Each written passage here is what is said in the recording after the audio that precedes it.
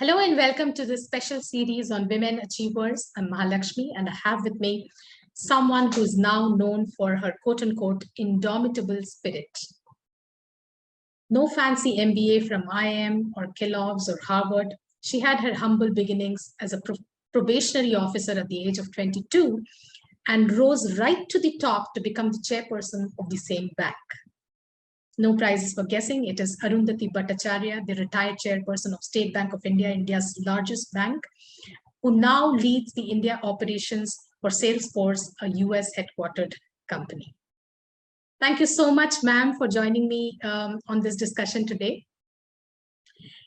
I read your book and you really strike a very emotional chord right at the beginning, describing the circumstances your family went through at the time you were born. But I'm not going to go that far. Let's take the starting point as Bokaro, when things started to change for your family and where you really grew up. What was your early childhood like? Describe some of those moments and things that really shaped you to become the person that you became later in life. Frankly speaking, overall, I think I had a pretty interesting and happy childhood. Of course, there were, reversals and things like that. But I think what I was trying to portray over there is that is the way most of the people in India grew up in my generation. There were large families, there were people to be supported. It wasn't as though there was a lot of disposable income. But all the same, I don't think there was a feeling that children seem to have these days of being very entitled. Today, if they don't get something, you've heard and you've seen in the newspapers and all of that, that simple things set them off. You've even heard of children committing suicide and things like that if they don't get a smartphone and stuff of that kind. In our times, I don't think we ever were made to feel entitled. I think the fault actually is with our generation rather than with, the youngsters, because, we continue to sort of ply them with all the things that we didn't have in our childhood. And I think that's a very wrong thing. People need to work for what they get instead of just having it served to them on a platter. And I think I'm equally guilty of it. I'm not saying it's only somebody else. I'm equally guilty of that. But I think as a result of that, every single little thing that we got or we achieved used to give us a lot of pleasure. It used to be a challenge, but it also used to give us a lot of pleasure. And the main things that I learned, especially in my childhood and then, moving from one place to another in a school, was how do you adjust? How do you adjust to the different ways of, ways of life? How do you adjust to making new friends? How do you keep up with your old friends, or do you forget about them? And more or less, also the fact that in our times, I think very few people used to feel that they are victims. If something wrong happens to them, they would get on and work with in a way so that, they could make the best out of the situation. This feeling of being victimized or being a victim is again something that I think is very negative. But again, it comes from that feeling of entitlement. If you don't get it, then you're a victim. Nothing of the kind. I don't think that should be the feeling at all. And one needs to be obviously, open to understanding that everybody's situation is different, everybody's circumstances are different, but that if you make an effort, if you focus on what you really want to do, and if you take those steps, towards that particular goal, then more or less, I feel quite assured that those goals are reachable. Can you recall some anecdotes from that time? Anecdotes? Any incidents that, left a very lasting memory? Yeah, the ones that have left lasting memories, in fact, I have put in the book. And in fact, a number of people ask me, how do you remember all of that? It's not a question of remembering all of that. They left those memories in my mind, and that's why, I have talked about them. But I think, the overall feeling was that there was a very nice, warm family feeling. The feeling of being part of a family, and the family was not strictly your immediate family. The family were all the neighbors, their children, so it was a kind of an extended family. And you were like, all of you were struggling towards the same kind of a goal. So the creature comforts were very little. Medical help was was difficult to come by. But the fact of the matter is that each one supported the other in such a different way. And therefore, anything that you did, your joys got multiplied because you shared it with so many people. And your sorrows also got lessened because, again, you were sharing it with so many people. Uh, like, for instance, when I described the pujas and things like that, it was such a affair where everybody came together. It didn't matter where they were from or what they were doing. Everybody just came together. In fact, I've not talked about Holi in the book, but Holi was one of the greatest things that we sort of enjoyed. And there was, of course, at that point of time, we would use payments, stuff that probably today you wouldn't use because we are far more aware of the ill effects of using things that aren't really good for your health. But if you leave that aside, the whole occasion of Holi, the, making of the sweets, the exchanging, and frankly speaking, on Holi, nobody ever ate in their own houses. You would be visiting families, one after the other in the entire neighborhood. By the time you came back, you were stuffed. In fact, more than you'd have had, much more than you would normally have. But the fact of the matter is, everybody was so welcoming, everybody was so involved in the community, that that feeling is something that I sometimes feel I really lack, especially in a city like a metro. In fact, I feel that way Bangalore is a better city to live in. Means I always say Bangalore is a metro, but with the heart of a small town. Mumbai, etc., not like that at all. You are always on the go, you are working, and if you're not working, that's the time you start feeling lonely, because the distances are such that traveling to somebody who's a friend takes up more than half the time. So you don't feel like doing that at all. Getting out on the road and sitting stuck in the traffic for 2.5 hours, not your idea of fun. So, to that extent, I do miss the small town bonhomie, the small town relationships that we had created. Just a couple of stories that you've narrated in the book. Mm-hmm. You want me to yes, recount a couple of your top favorite stories. Okay. So one, of course, was, it was a rather sad story, but it sort of has left a deep imprint on me when, a friend, when they were also neighbors, and the daughter of the house, she could not be given the right kind of medical support, and she actually expired on my mother's lap.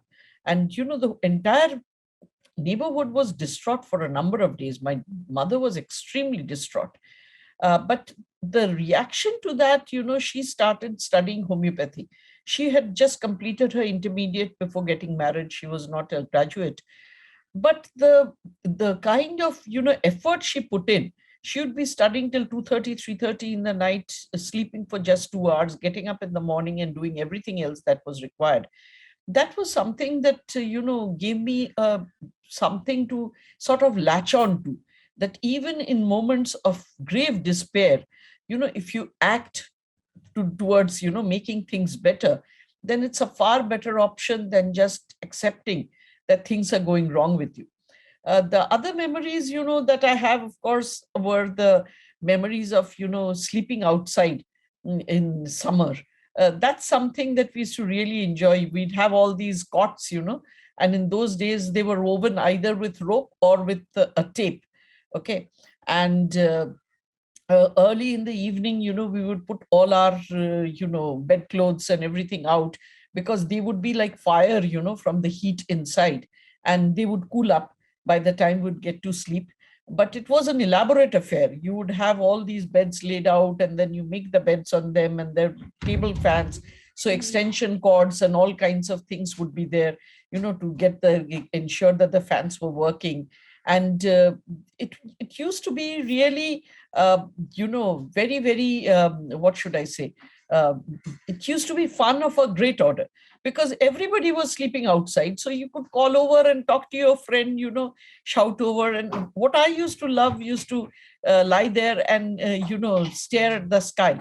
And that used to be absolutely lovely because, as you stare at the night sky and it's filled with stars, and in those days you didn't have so much of light or dust pollution, so you could see a very clear sky. That feeling that you are a very tiny part of this entire thing, the feeling of majesty that you get, when you look at the sky, the majesty of the world, and how tiny a speck, you are. That was something, that's a feeling that even today fills me with wonder and awe. And I really, pity the fact that my daughter never gets to see those kinds of pictures. In those days, by the way, law and order was not so bad. Sleeping out in the garden didn't require any kind of, nobody was afraid, nothing of the sort. You give a shout and the whole neighborhood would turn up. So Right. it wasn't something that we were afraid of at all. But it was a very lovely experience. Means I would love to go back to those days when we could do this without any fear and, really enjoy nature, so to speak. Absolutely. Absolutely. Couldn't agree more. Ma'am, what was your early part of your joining the bank really like? I mean, you joined as a probationary officer, and that time I heard in one of the interviews it was really an outcome of nationalization, that a lot of women applied and got into banks, and the fact that 30 years hence there are so many women leaders in banking. How was the work environment like? How was it to work in a bank at that time? What were your early experiences? So, as such, the work environment was quite supportive. Even though, we were very few compared to the, industry. But because we were very few, maybe, I found the work environment to be quite supportive. So, it isn't as though we weren't shown how to do things. A lot of people came forward to help. Not everybody, but a lot of them came forward to help. But it was like a firefighting on a daily basis because the sheer volume of work was so much that it used to simply overwhelm us.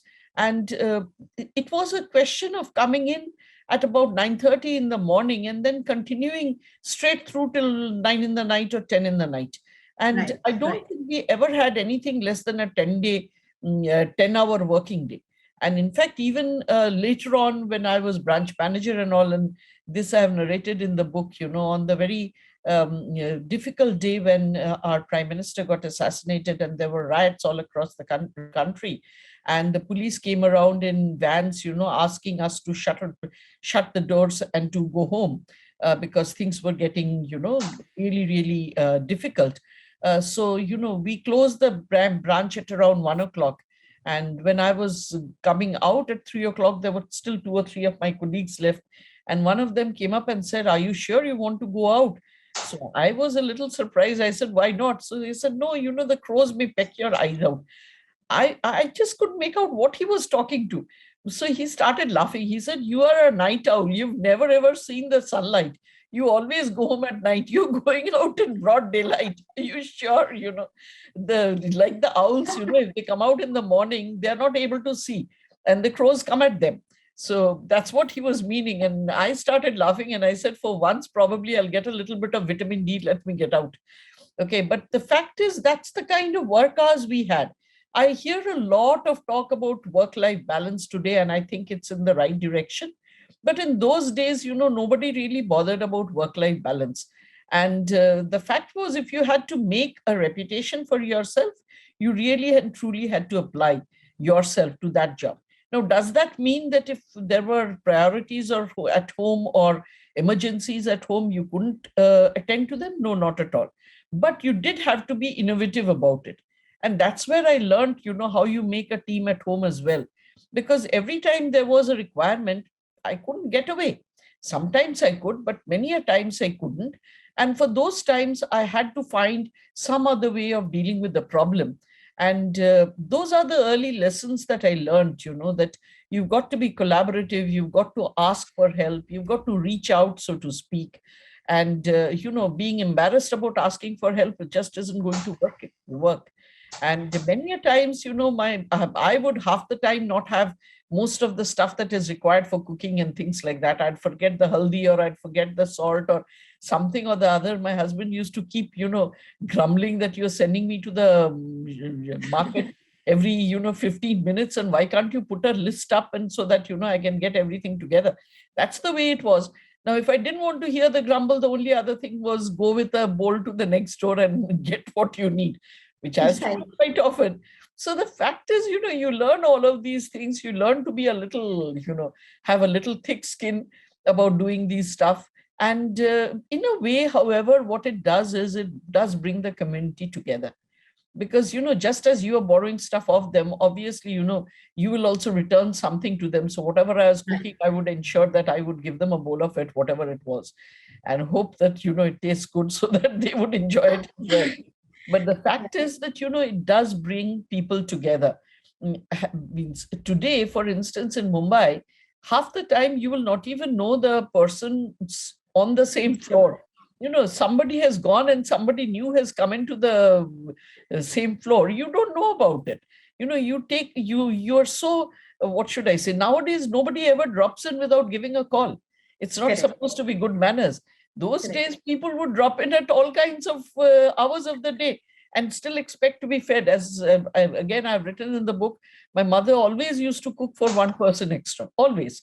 Because again, in those days, we had the, the chula, which couldn't be lighted up so fast. We did have the pump kerosene stuff, but then that wasn't enough for a full meal. It would take a long time. So she always used to cook extra. But that's the way it was. People were far more informal and, far more open about these things. And again, I don't know whether this is better or that is better. Maybe even today, for me, myself, if somebody just arrives without letting me know, I also feel that my routine is getting disturbed. I'm not, saying that I don't. But those days were also good in their own way. Sure. Tell me, I really found this, the concept of having home teams, and we talked about this last time, very, very novel. I mean, it's very intuitive for anybody who is working in a corporate environment today, that you work with teams at work, but somehow when it comes to home, we just don't seem to get our act together. So at some point in time, did you design it and say that, yes, this is how I'm going to manage, this is my plan one, plan A, this is my plan B, this is my plan C, or it was things that were evolving on the go? So I don't think I really planned it out. I don't. But sometimes I used to question myself as to whether this is the right thing, because I used to see some of my lady colleagues, they would determine the menu, they would determine what would be the weekend, expedition, they would determine everything. And as a result, I would find them, making several calls during the day to ensure that things were going well. I often used to wonder that, am I neglecting the home by delegating it all to people who are working for me? But, I've thought about it a lot, and I had decided that you can't really control everything. It's also important to learn to give up control. Why do you not give up control? You don't give up control because you feel insecure. You feel that then, you can be easily replaced, that your worth will not be felt. And I thought that that was an unnecessary kind of complication. Means you don't need that. No? It's really not necessary at all, because as long as you're comfortable in the way you are, you should be okay with others doing what you feel. Means if to feel that you are the person who will do it best, well, that's a great feeling. But then, is it really correct that, nobody other than you can do that job? That's not true at all. Every one of us is replaceable. To try and become irreplaceable is, I think, very foolhardy and extremely strenuous on yourself. So, one should learn to give up control whenever one can, and whenever one can find the right person to give it up to. Yes, you have to test the waters to see that you're giving it to the right person. But once you've found that person, being able to give it to them, I think that's also part of growing up. That's also part of maturing. And that's actually the sign of a good leader as well. Tell me, it seems to me like for women, guilt and fear is really second nature, especially if you're on the corporate treadmill. And how did you really manage these emotions during your, at the time that you were peaking in your career, or the time when, your daughter was growing up? That must have been that is usually for all women, the most difficult period, because you're juggling. So basically, this is part social expectations, so the environment, and part your own self-conditioning. Okay. And if you realize that, then you can rationalize it all, meaning that you can rationalize why you are doing certain things. For instance, in Bengal, the time when I got married, and I got married into a family that was from the periphery of Calcutta, so quite conservative, old-fashioned. My mother-in-law couldn't believe that, I was eating before the rest of the family was.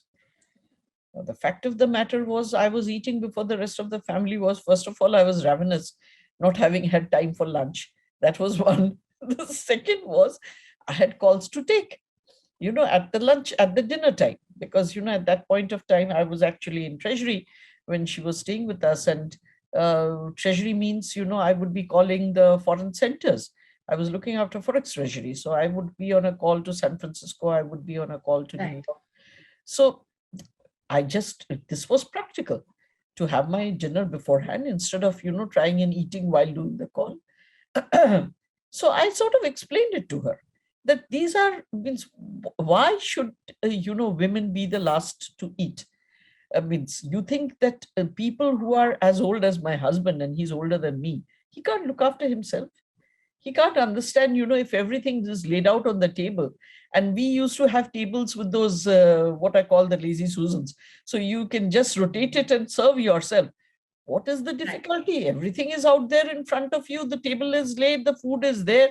Just sit down and eat. Of course, I still believe that a family should eat together. But does that have to be every day? Not necessary. Somebody may have a job at particular time. Somebody may feel hungry a little earlier. And even then, what I would do is, after the call is over, if the dinner was still going on, I'd join them, so that, I can take part in the conversation.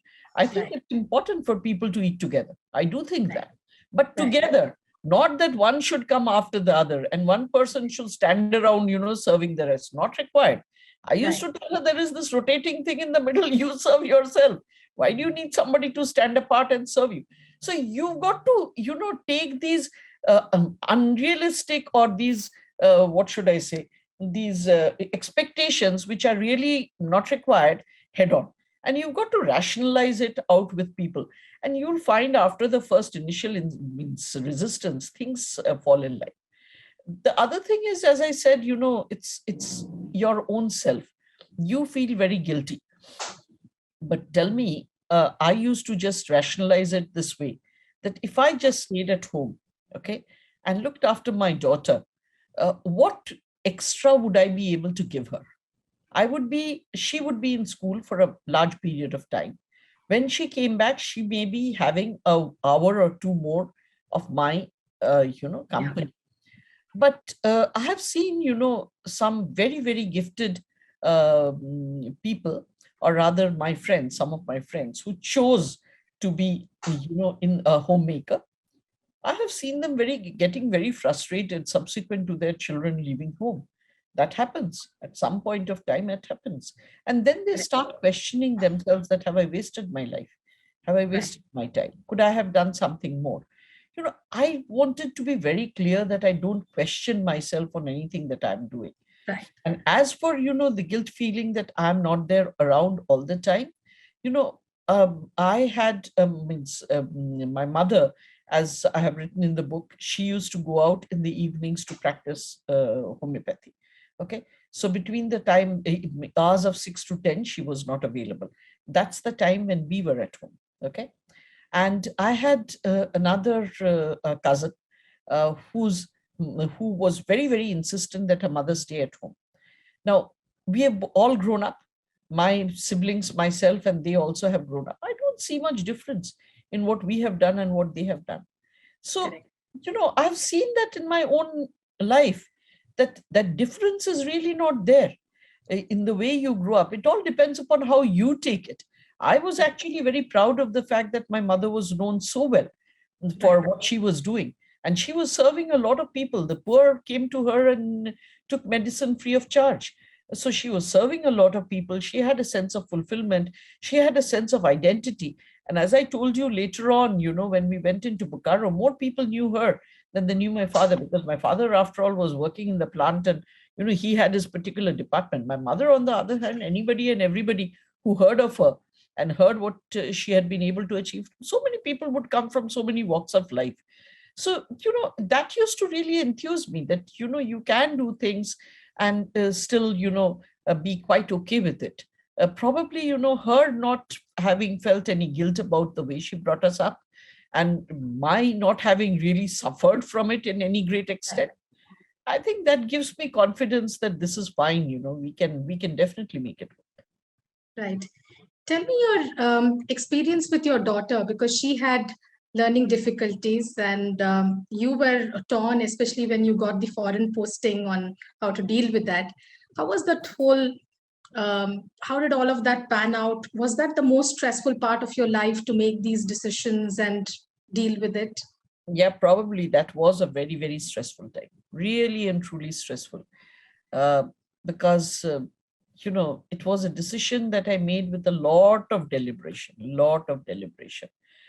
But in the end, I decided that it was me who was stressing out more than her, and that she needed to be in a safe, nurturing environment, because she was too young at that point of time. And How old was she? she was just about, I think, 2 years old. Okay. And I thought, means I had gone with her when she was a few months old. And then we had spent 1.5 years. So a few months beyond 2 years. So I thought, that was a time when a year away would not really impact her that much. Having said that, I don't really know whether it has or not. She does have an insecurity complex where I'm concerned. So every time I'm away or I'm traveling, she is very, she's a little on tenterhooks till I come back. So there is that. And whether the root of that lies in that 1 year away, I don't know. But the fact is, these are decisions one makes because one thinks of the larger picture. Because on the other hand, for instance, I've asked her several times, should I give up my job after she's become much bigger? And not once has she said yes. So, for instance, when my picture would come in the newspaper or something or a magazine, she would carefully cut it out and take it to the school to show her friends, because she felt good about it. She felt proud about it. So I don't really know, what has impacted her more, my being away or my having become a kind of a role model for her. It's very difficult to determine. But at some point of time, you learn to trust in your instinct, and you learn to go with it and stop agonizing over it. I am not saying that I will ever get over the fact that that's a decision I took, and I don't know the fallout of that decision. I don't think I'll get over that. But I've learned to accept the responsibility of what happened. I've accepted it, and I have accepted the fact that, well, if I made a mistake, I made a mistake, but I need to get on with life, and I need to try and do whatever is the best for her. How was that stint like in New York? The whole experience of, at that time in New York, a completely different environment for you to be in. How did it really alter in any way the way you looked at businesses or companies, the way anything in the professional sphere? How did it really alter your thinking? It really and truly opened up, if you ask me, a lot of vistas, which I was not aware of, earlier. First and foremost, each of the foreign branches are like a bank unto themselves. Here, when you are in the midst of the ocean, which is State Bank of India, if you are gathering deposits, you don't bother about how they're deployed. If you are making advances, you are not at all keen on finding out where that money is going to come from, because the deposit machine works, the credit machine works, it all meshes together at some point, and you are not, the person who's making it mesh. So you don't bother about it. That's not true in a foreign branch. When you are making a loan, you have to be very sure about where that liability or the deposit is coming from, at what rate it is coming, whether there is a margin, whether you're making a loss. All of that has to be taken into consideration. So it gives you a bank in a microcosm, and that helps to get the overall idea.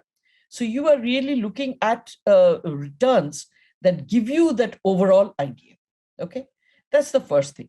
The second thing that you get is the huge possibilities as you discuss matters with many of these other banking entities, the foreign banking entities.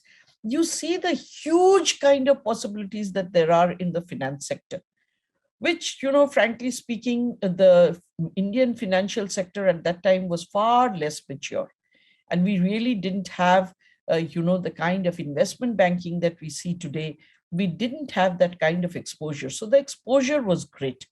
Right. And I think the last thing that, I imbibed a lot over there is this emphasis on compliance and process.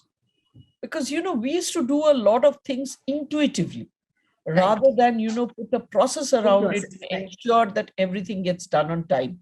I used to sometimes joke, that we would get a deadline first and then the project and then the process and then the policy. Of course, it's a joke. It doesn't happen in that order. But, if you look at the other side of it, the way they go at it, it's always policy first, process next, risk assessment next. And then you actually come up with a proper study of the customer segment you're looking at, and then you come up with the products, and then you come up with the rollout plans. So, there is a far better step-by-step process, which you don't have to follow it blindly. That also, I think, sometimes is overdone in that world, where it becomes a real ticking of boxes rather than, really thinking as to how you are doing things. The playbook is so well written that you can leave your brain at home, and still get the job done, which is not a good thing. Then it becomes mechanical, and then you make mistakes because you're Right. not really applying yourself. You need to apply yourself. But having said that, to have a framework, to have a process, so that you're actually looking at the risks and returns in a proper manner is very important. The reason, why the financial crisis happened was because people were not understanding or realizing the risk. They were checking boxes. They were not really understanding the underlying risk. And that is why everything fell apart. So again, as I said, checking of boxes is not good, but a entire, a process laid out is good. And if you follow the process of really trying and understanding what you're doing, you won't make the mistakes that, we normally do. So I think, all of that was also something that was extremely new to me, but it was something I really and truly enjoyed and learned. Sure. Tell me, what have been your greatest dilemmas in life? One, of course, you said about your moving to New York and handling the family side of it. Any other big dilemmas that really stand out, and how did you really go about resolving them? So, dilemmas as such, other than that decision of having to send my daughter back or to give up and come back, I think that definitely was the biggest dilemma. There were other dilemmas also, maybe to do with her education, as to how I could sort of ensure that she got to a particular level. And while doing that, how do I, still manage my, my job and my career and not give up on that. Those would, often pose themselves as dilemmas. Dilemmas were also there regarding, breaking up the family, in the sense that, ours was a transferable job. My husband could Right. keep following me around the country. And I respected that he had already, sort of given up his job, a very, comfortable job for him in IIT Kharagpur, and he had accompanied me. But thereafter, I couldn't keep expecting that he would move wherever I moved. So, Yeah. he had to have his own life. So those little dilemmas were there. The dilemmas were there, for instance, when I moved to Lucknow, and my mother-in-law was with us at that point of time, and she used to actually enjoy being with us. Uh, I needed to send her back to my husband's elder brother's house. She was not at all keen to do that. But at that point of time, there were no direct flights between Calcutta and Lucknow. We had to change at Delhi. And I didn't think that she could probably be able to take that, that strain. And Right. on top of that, I was going alone. My husband wasn't accompanying me. And I knew that Eastern UP is not easy to negotiate. I'd be away for 2, 3 days at a time while I Right. traveled by car. So all of that, made me think that for her own sake, it is better that she stays on in Calcutta. But again, I'll tell you, that's something that I have regretted, because she so enjoyed being with us. And, having sent her away, it's something that still bothers me. I wish I hadn't done it. But that's the way it sort of pans out. Yes, family and, work, balancing it is always a very, very big problem. It's not a small problem, it's a big problem. It will keep throwing up googlies, at you, and you have to keep deciding. Sometimes you do feel that you're being a little selfish, but then, again, you learn to understand that in the broader context, maybe, this is the right way of doing things or right thing to do, and you stop agonizing it so much. But then little regrets and little joys, they remain, and you can't just sort of brush them away. But then who doesn't have that in any life? If you even ask, as I said, some of my friends who are homemakers, if you ask them, they regret the fact, some of them are far more intelligent than me, by the way. They had better results and things like that. They often sort of look at you and wonder whether they could have done the same. And I Right. can see the regret in the tone of their voice, or Right. on their faces.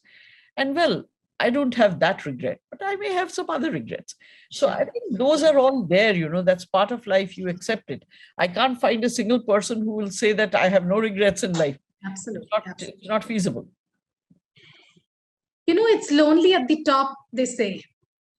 So, who were your sounding boards in the professional sphere? And when you had, and also in the banking space, every day there are temptations. And you've sort of had a very clean history, and we see a lot of men and women make headlines. You didn't even anticipate or think that these things could come to the fore, but you get surprised when you see them. First of all, who were your sounding boards whenever you were faced with something, and how hard was it to really stay away from resist these temptations? So, to tell you the truth, the sounding boards, many of them were my friends who were in the bank. I would try and find those people who would tell me the truth and then encourage them to tell it. In fact, very often I have said that, when somebody is telling you something which you don't like to hear, don't snap at them. Because if you snap at them, you're the number one, they'll stop talking. Right. Instead, stay quiet and encourage them. Because if you encourage them, they will tell you what you need to hear. And you need to hear what is the actual fact instead of what you want to hear.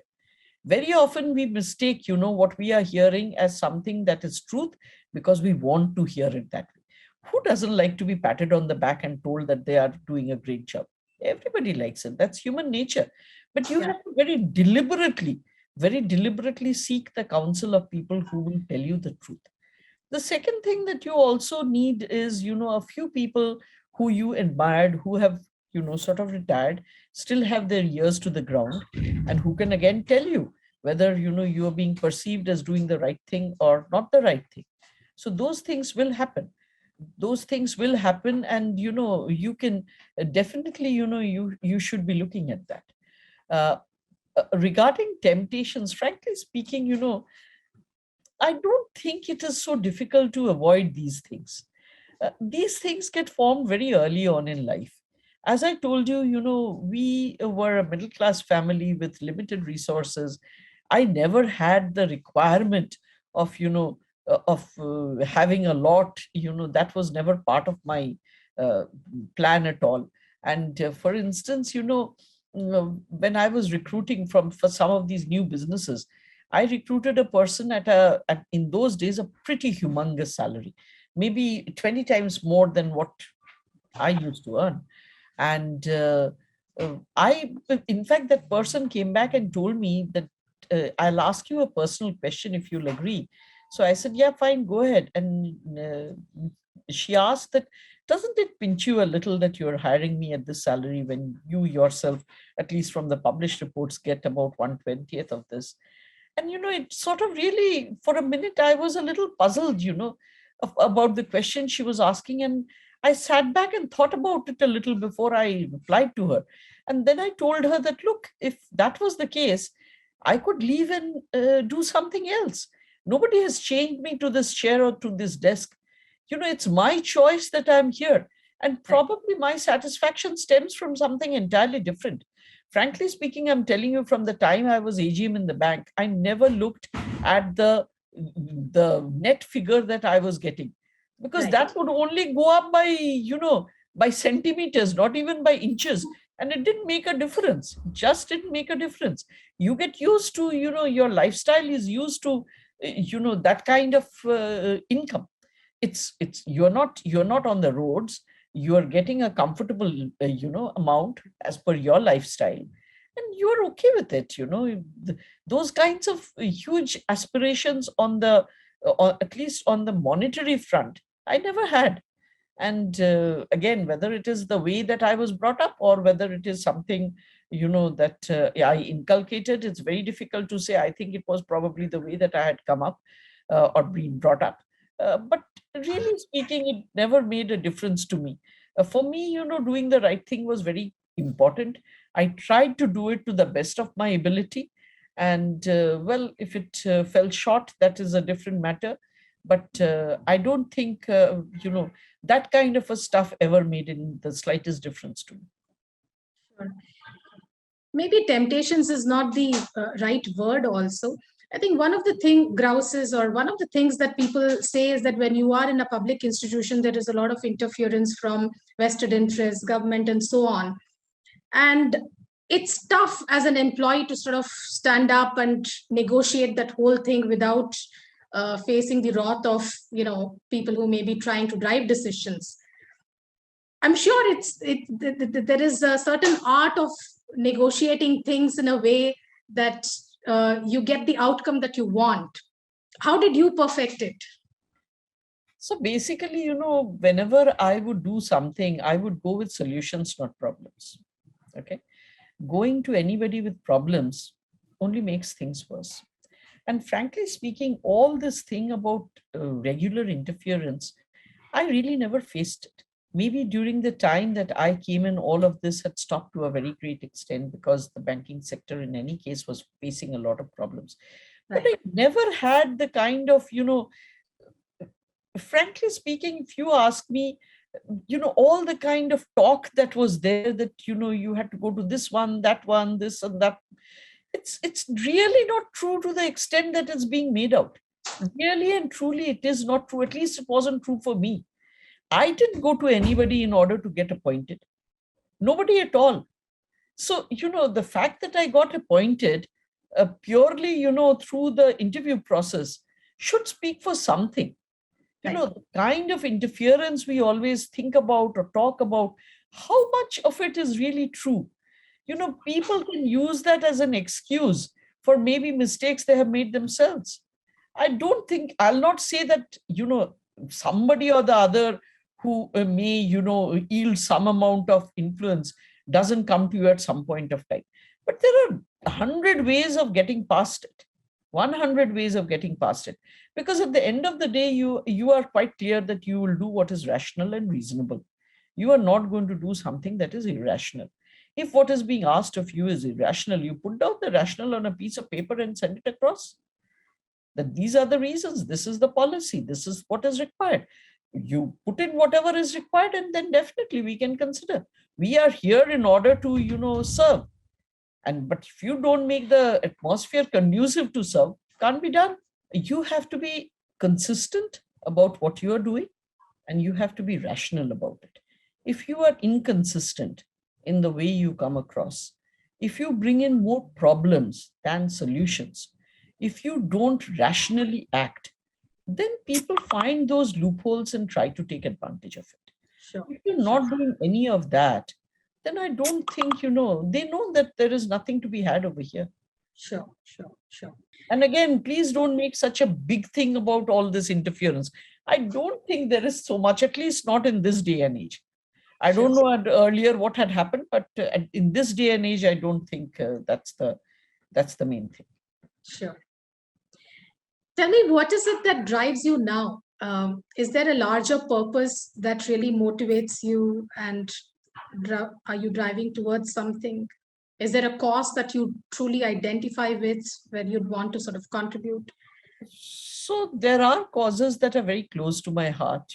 Education is very close to my heart, in the sense that I believe that education is the one word solution to many of our problems. But it is only one of the solutions. Other causes that are close to my heart is, of course, ensuring that people get the right opportunities. So many of our people don't get opportunities. I speak at a lot of forums because feel that, for every single voice that can speak and be heard, there are 10,000 others that either can't speak or won't be heard. So, Right. there is a responsibility on us to come forward and speak for them. Okay. And especially, on the status of women, this is extremely important. Also, I do identify a lot with people with disabilities, because they are also part of society. They want to be part of society. Not allowing them to be that is really a crime. So we need to again create that understanding. And that's one of the things why the school that my daughter used to go to in Calcutta, I hold it, there's a very special place in my heart for it. Because Right. what they used to do was, really and truly create that synergy between those kids who had, who were normal in their capabilities, with those kids who had challenges. And, Right. the helping hand that these regular kids would extend to the ones that were challenged, it used to bring sort of tears to my eyes. Because, children at that age normally are Yeah. very self-centered. They will take what is theirs, or they will take something from others Yes. as well. But here was a school that was nurturing it so well. In fact, on their sports day, and again, I think I mentioned it in the book, in their sports day, till class 7 or class 8, they had no individual sports. They were all team games. Right. And they were a mixture of the abled with the disabled. It was a mixture of them, because that then, really and truly brought it in, that even as you are competing, you've got to give the rightful place to these people, because they form part of society. And that was used to be something that I really and truly felt was very special about this school, because of the Right. kind of effort they did. And I'm sure what they are producing are citizens who are empathetic, who understand the need Yes. for, a space for everybody in this world, and who will do their level best as they grow older to make this place, make this world a far more inclusive place. Yes. Yes. So we're running out of time. So your advice for young, ambitious women? So for young, ambitious women, I keep saying the same thing. That is, you just need to hang in there. That is very important, because if you don't hang in there, there will be challenges. And, to that extent, you will have difficulties in the sense that there will be a tendency to give up. So you have to make up your mind from the beginning that you will not give up, that you will continue with the challenge, and that you will ensure that you will keep trying to find a way. Sometimes there's a rock that comes right between. Try and flow around it. There are always ways, of finding a solution. So, the one very simple line is hang in there, and wait, be patient. Things will work out on their own. Sure. Okay? Thank you so much, ma'am. It was so wonderful talking to you. Thank you. Thank you. Thank you so much.